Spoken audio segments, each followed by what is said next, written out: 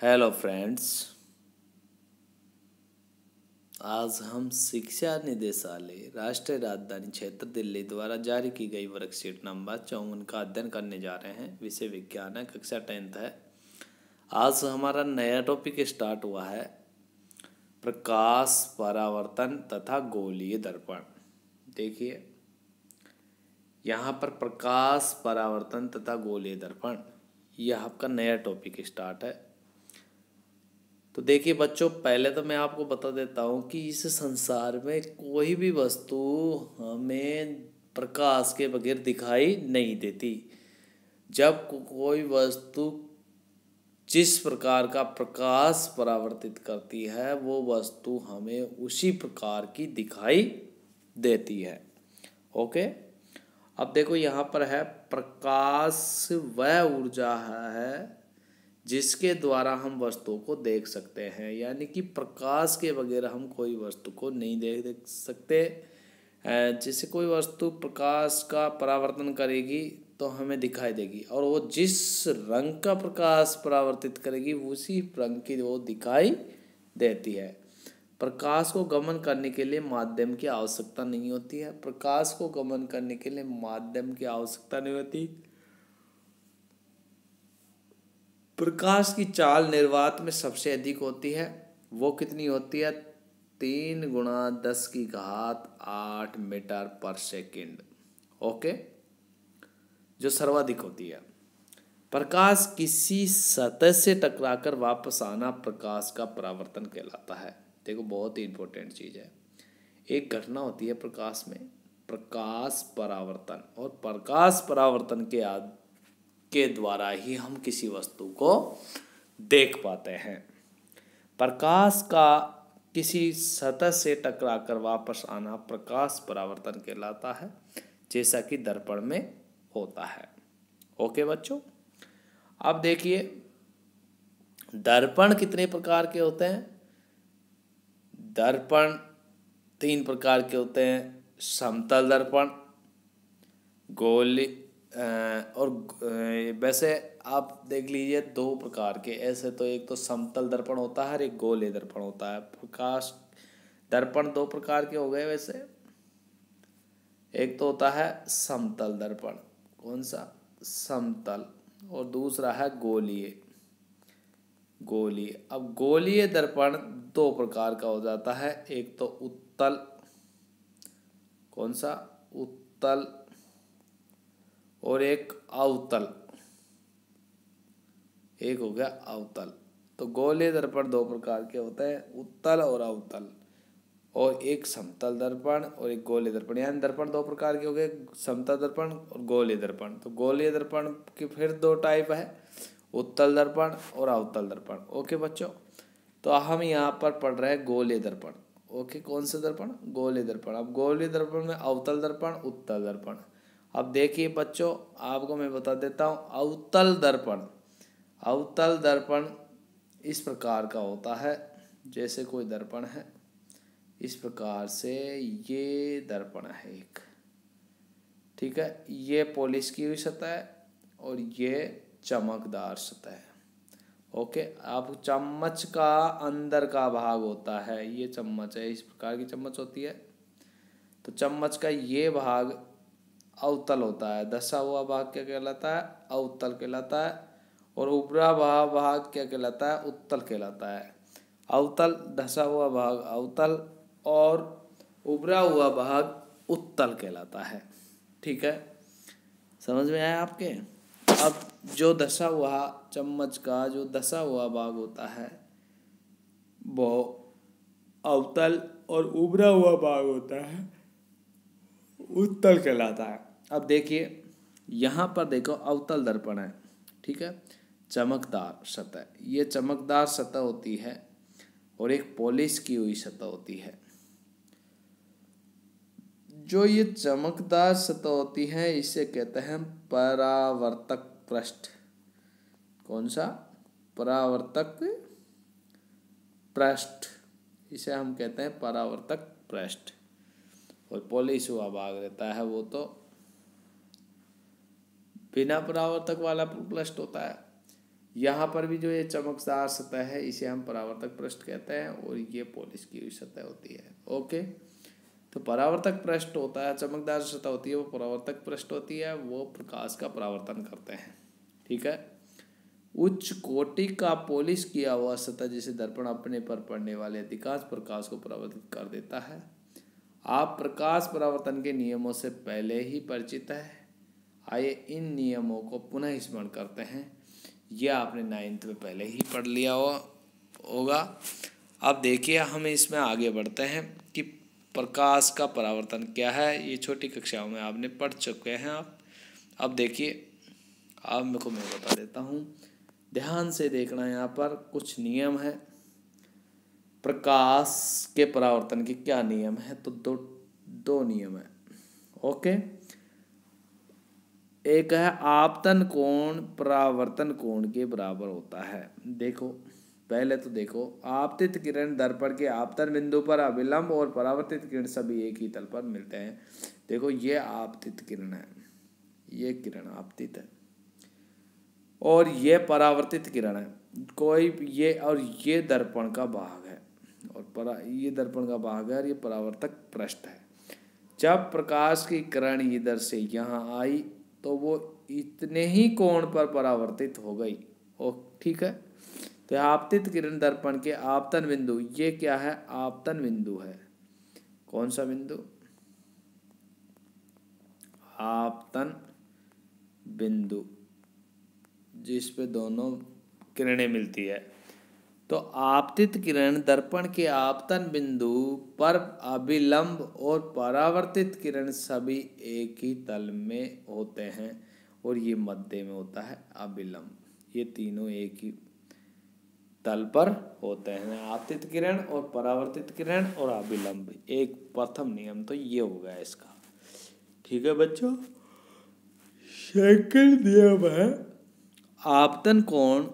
ये आपतन कोण है आई, आपतन कोण आई, रिफ्लेक्शन एंगल आर,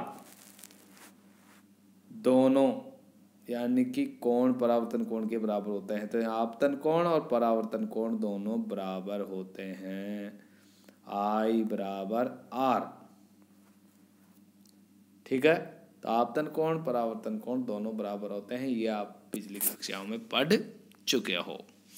अब देखिए बच्चों, यहाँ पर आपको मैं बता देता हूँ कि देखिए अवतल दर्पण और उत्तल दर्पण में हम पढ़ने जा रहे हैं तो इसमें किस प्रकार से परावर्तित होता है। देखिए आपको मैं बता देता हूँ, ये तो है अवतल दर्पण। कौन सा दर्पण?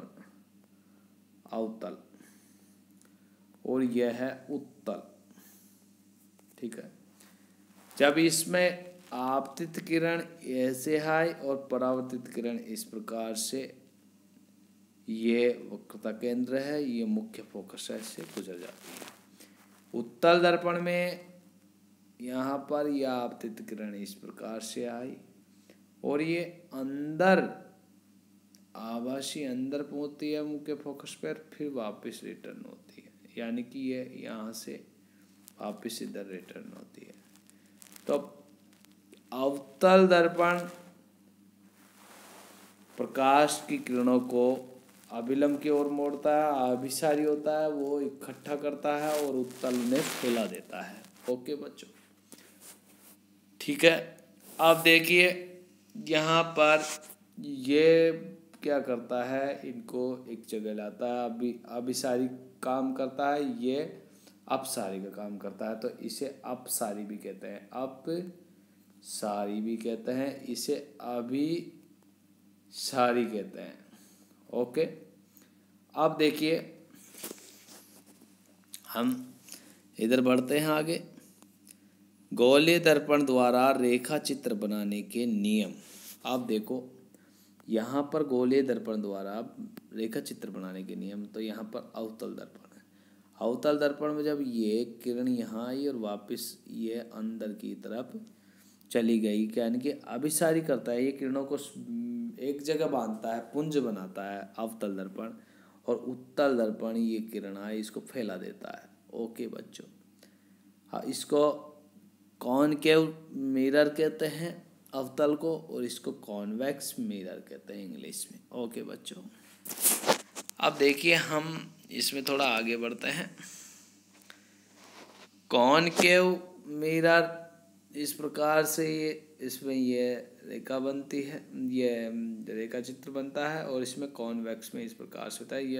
ये अपसारी का काम करता है। ठीक है बच्चों, अब देखिए यहाँ पर मैं बता देता हूँ आपको, इन सब के बारे में एक एक दे रखा है जो आपको मैं बताता हूँ। देखिए, मुख्य अक्ष के समांतर प्रकाश किरण परावर्तन के बाद मुख्य फोकस से गुजरती है। अरे देखो, अवतल दर्पण में मुख्य अक्ष के समांतर रियाई और परावर्तन के बाद मुख्य फोकस से गुजरती है, इसमें भी। और अवतल में भी मुख्य अक्ष के समांतर, मुख्य अक्ष कौन सा है, ये इसके समांतर ये आती है और फिर मुख्य फोकस से गुजर जाती है। ये अंदर की तरफ बनता है इसमें प्रतिबिंब, और इसमें बाहर बनता है। ओके, ये तो हो गया आपका फर्स्ट। अब इसके बाद में सेकंड में है आपके वक्रता केंद्र सी से गुजरने वाली। ये वक्रता केंद्र क्या है, सी है। वक्रता केंद्र क्या है, ये वक्रता केंद्र है। वक्रता केंद्र जानते हो आप, ये वक्रता केंद्र है, और इसका वक्रता केंद्र ये है सी। तो ये क्या, वक्रता केंद्र सी से गुजरने वाली प्रकाश की किरण परावर्तन के बाद सी से ही वापस की जाती है। यानी वक्रता केंद्र से जब गुजरेगी तो वो परावर्तन के बाद भी वक्रता केंद्र से ही निकलेगी। आपको कुछ मैं यहाँ पर इनकी परिभाषाएं हैं वो बता देता हूँ। मुख्य फोकस क्या होता है, पोल ध्रुव पी और केंद्र सी को जोड़ने वाली रेखा मुख्य अक्ष कहलाती है। पोल पी, गोलीय दर्पण के परावर्तक पृष्ठ के केंद्र को पोल कहते हैं। परावर्तन के केंद्र पृष्ठ, जो परावर्तक पृष्ठ है ये, उसके केंद्र को, ये है ना, इसके केंद्र को हम क्या कहते हैं, ये देखो ये है, ये परावर्तक पृष्ठ कहते हैं इसे। इस तो परावर्तक पृष्ठ के केंद्र को पोल कहते हैं, पोल कहते हैं, ध्रुव पी कहते हैं। ओके, द्वारक क्या होता है, ये द्वारक में बता देता हूँ आपको। गोले दर्पण के परावर्तक पृष्ठ का व्यास को द्वारक कहते हैं। जैसे कि मान लो ये गोलीय दर्पण है। ओके, तो ये एम और एन, इसे हम क्या कहेंगे, द्वारक कहेंगे। यहाँ से यहाँ तक का जो है उसे हम द्वारक कहते हैं। वक्रता केंद्र, वक्रता केंद्र क्या होता है, जब ये गोले दर्पण है तो इसका ये सी वक्रता केंद्र कहलाता है। गोले दर्पण के परावर्तक पृष्ठ एक गोले का भाग होता है। गोले के केंद्र को, गोले का जो केंद्र होता है उसको वक्रता केंद्र कहते हैं। ओके बच्चों, वक्रता त्रिज्या आर, गोले दर्पण के परावर्तक पृष्ठ एक गोले का भाग जो गोल त्रिज्या को वक्रता त्रिज्या कहते हैं। आपको पता है ये इस प्रकार के अवतल दर्पण है। यहाँ पर इस प्रकार से हम डॉट डॉट करते हैं, ये बन जाता है। यहाँ पर ये सी है और ये त्रिज्या बनती है, तो ये वक्रता त्रिज्या कहलाती है। गोले की जो त्रिज्या बनती है उसे क्या कहते हैं, वक्रता त्रिज्या कहते हैं। ओके बच्चों, इसके बाद में आपके आ जाता है यहाँ पर वक्रता त्रिज्या आर हो गई। इसके बाद में फोकस, मुख्य अक्ष के समांतर किरणें परावर्तन के पश्चात जिस बिंदु पर मिलती है, उस मिलती हुई पतित होती है, उसे मुख्य फोकस कहते हैं। जैसे कि ये मुख्य फोकस है, ये मुख्य फोकस है। ओके बच्चों, फोकस दूरी एफ ध्रुव और फोकस के बीच की दूरी है। ध्रुव यानी कि ध्रुव कहाँ पी है और मुख्य फोकस कहाँ, ये, इनके बीच की दूरी को क्या कहते हैं, एफ कहते हैं, फोकस दूरी कहते हैं। ओके बच्चों, इसके बाद में फोकस दूरी हमें ज्ञात करने के लिए क्या करते हैं, फोकस दूरी बराबर R/2 से हम फोकस दूरी को, यानी कि त्रिज्या की आधी होती है बच्चों। अब देखिए बच्चों, ये आपकी इस प्रकार से ये इनकी लैंग्वेज है जो मैंने आपको बता दी। अब इसमें वक्रता के अंदर सी से गुजरने वाली प्रकाश की किरण परावर्तन के बाद सी से ही वापस हो जाती है।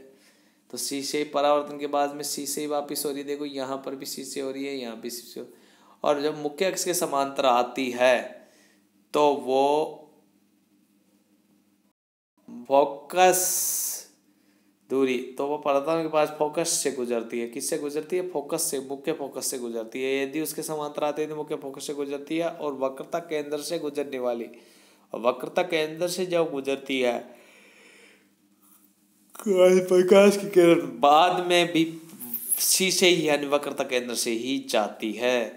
अब इसके बाद में है थर्ड पोजीशन बन जाती है यहाँ पर कि मुख्य अक्ष से तिरछी दिशा में, मुख्य अक्ष के से तिरछी दिशा में आपतित किरण तिरछी दिशा में ही परावर्तित होती तथा आपतन कोण परावर्तन कोण के समांतर होता है। यानी मुख्य अक्ष के तिरछी अवस्था में आ रही है और तिरछी में ही वो आपतित किरण तिरछी दिशा में ही परावर्तित हो रही है। ओके बच्चों, इस प्रकार से आपके ये वर्कशीट कंप्लीट होती है। अब इसमें कुछ अभ्यास के क्वेश्चन दे रखे हैं आपके, तो वही मैं आपको बता देता हूँ। यहाँ पर देखिए अभ्यास के प्रश्न दे रखे हैं। गोलीय दर्पण द्वारा रेखा चित्र बनाने के नियम, रेखा चित्र सहित लिखो। अब देखो आपको बता देता हूँ, गोलीय दर्पण द्वारा रेखा चित्र बनाने के नियम, रेखा चित्र सहित लिखो। तो ये आपको पता है, मैं आपको बता देता हूँ। ये आपका फर्स्ट क्वेश्चन है, यहाँ से यहाँ तक ये दोनों का है, ये रेखा चित्र है, ये इनके नियम है, ये आ जाएंगे। एक तो मुख्य फोकस वाला है, ये एक वक्रता केंद्र वाला है और ये एक मुख्य अक्ष के तिरछा है। तो ये यहाँ से यहाँ तक इसका फर्स्ट क्वेश्चन का आंसर है। इसके बाद में सेकंड क्वेश्चन है, अवतल दर्पण में ध्रुव, पोल, द्वारक और वक्रता तिरछा का फोकस अंकित कीजिए। देखिए बच्चों, मैं आपको बता देता हूँ, अवतल दर्पण इस प्रकार का होता है, इस प्रकार का अवतल दर्पण पड़ता है। ये पॉलिश किया हुआ भाग होता है और ये परावर्तक पृष्ठ होता है। तो इसमें ये परावर्तक पृष्ठ होता है, तो यहाँ पर ये तो हो गया P। ओके बच्चों, जिसे ध्रुव कहते हैं। वक्रता तिरछा, इसकी वक्रता तिरछा आपको डॉट डॉट डॉट डॉट कर मैं बता देता हूँ। तो ये हो गई इसकी वक्रता तिरछा, यानी कि इसका केंद्र, वक्रता केंद्र क्या C है, तो ये क्या है इसकी वक्रता तिरछा, वक्रता तिरछा हो गई। ओके बच्चों, और फोकस, इसका फोकस, अब देखो आपको बता देता हूँ मैं कि ये अवतल दर्पण है, ये क्या है, अवतल दर्पण है। तो इसका मुख्य फोकस अंकित कितने, वक्रता तिरछा। देखो वक्रता तिरछा और पोल के मध्य में मुख्य फोकस है। ओके बच्चों, और इसके बारे में बता देता हूँ आपको। देखिए ये क्वेश्चन है आपका, ये रहा। अब इसमें मैं बता देता हूँ आपको कि ये है आपका अवतल, क्या इसमें देखो, इसमें मैं बता देता हूँ, ये है आपका अवतल दर्पण। अब देखो ये अवतल दर्पण है, ठीक है। ये P क्या हो गया, मुख्य वो ये पोल बिंदु ध्रुव है, ये P क्या है, ध्रुव है। F क्या है, मुख्य फोकस है, मुख्य फोकस है। और ये वक्रता केंद्र है, वक्रता केंद्र, ठीक है। और इसके मध्य में जो ये त्रिज्या बनती है, ये वक्रता त्रिज्या है। कौन सी त्रिज्या है, वक्रता त्रिज्या, वक्रता त्रिज्या, वक्रता त्रिज्या। ओके बच्चों, तो इस प्रकार से आपके दोनों क्वेश्चन कंप्लीट होते हैं। अब देखिए आपको मैं बता देता हूँ, ये आपकी वर्कशीट कंप्लीट होती है। यहाँ पर थोड़ा सा ये रह गया है, इसको मैं समझा देता हूँ, ये मैंने समझाया नहीं। देखो ये चीज़ आपको और समझा देता हूँ, इसके बारे में मैंने लैंग्वेज तो आपको बता दी। देखो ये इस प्रकार से ये परावर्तक पृष्ठ होता है ये। ओके, ये पी ध्रुव होता है। पी से सी वक्रता केंद्र के मध्य की दूरी आर, ये वक्रता त्रिज्या कहलाती है। और आर से यानी मुख्य फोकस से पी तक ध्रुव तक की दूरी एफ, ये क्या कहलाती है, ये एफ है। तो क्या है वक्रता, या यहाँ पर जो आपको देखो ये एफ दे रखा है, उसमें मैं बता देता हूँ आपको कि इसमें ये एफ दे रखा है, ये मुख्य फोकस कैपिटल एफ मुख्य फोकस है, स्मॉल एफ फोकस दूरी है जो किसकी, वक्रता त्रिज्या की आधी होती है। ओके बच्चों, तो ये फोकस एफ स्मॉल एफ है जो ये क्या है, ये आपको पता है फोकस दूरी है। तो फोकस दूरी r/2 होती है। ओके बच्चों, इस प्रकार से बच्चों आपकी ये वर्कशीट कंप्लीट होती है। यदि फिर भी किसी बच्चे को किसी प्रकार की कोई डाउट हो तो वो मेरे से पर्सनल नंबर पर संपर्क मेरे पर्सनल नंबर पर मेरे से संपर्क कर सकता है। और यदि आपने मेरा चैनल सब्सक्राइब नहीं किया है तो सब्सक्राइब करें और मेरे द्वारा पढ़ाए गए इस वीडियो के माध्यम से पढ़ाए गए टॉपिक को समझिए और उसका लाभ उठाइए और अपने साथियों को बोलिए कि वो भी मेरे चैनल को सब्सक्राइब करें और मेरे द्वारा जो हल की गई वर्कशीट वीडियो को देखें और समझे और अपनी डाउट क्लियर करें। धन्यवाद बच्चों।